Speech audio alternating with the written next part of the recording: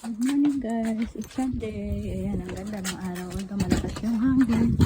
Ay, nabot na si mga buto ko. Natapon. Lipad. Uy. Uy. Malakas ng hangin. Nilipad yung mga buto. Ayan yung strawberry ko. Dry siya kasi na winter. Ito mga buto ko naman natapon. Pinapatulo ko siya eh. Ganito yung orange na galing siya sa suka ko. Masarap na orange. Lagyan ko nga ng bata. Butin ko na. Nalilipad pati yung mga buto. Tatanim ko to eh. Masarap tong orange na to. Ang sa akin kasi yung mga seeds na yan is jewel para sa akin yan.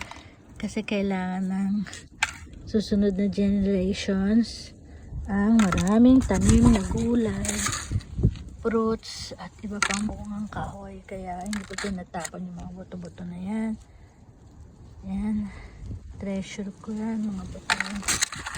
Lalagay ko siya dito para ito tatanim ko. Ayan, or galing yan sa Shizuoka. I don't know if anong orange yan. Yung masarap na orange yata yan.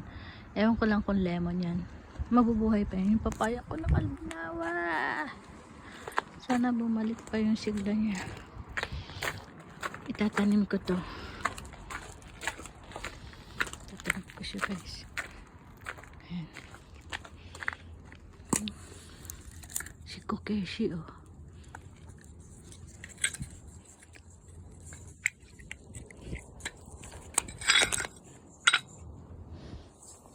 Ano yung tapon? Ay, basag na yung sombrero niya.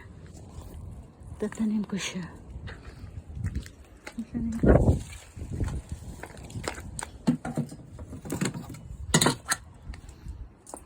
Let's plant. Dito natin. Kasi mainit sa place na to eh. Ay, matigas yung buto niya. Ay, bato. Matigas yung bato. Matigas yung bato. Yung ano dito, lupa pala. Okay.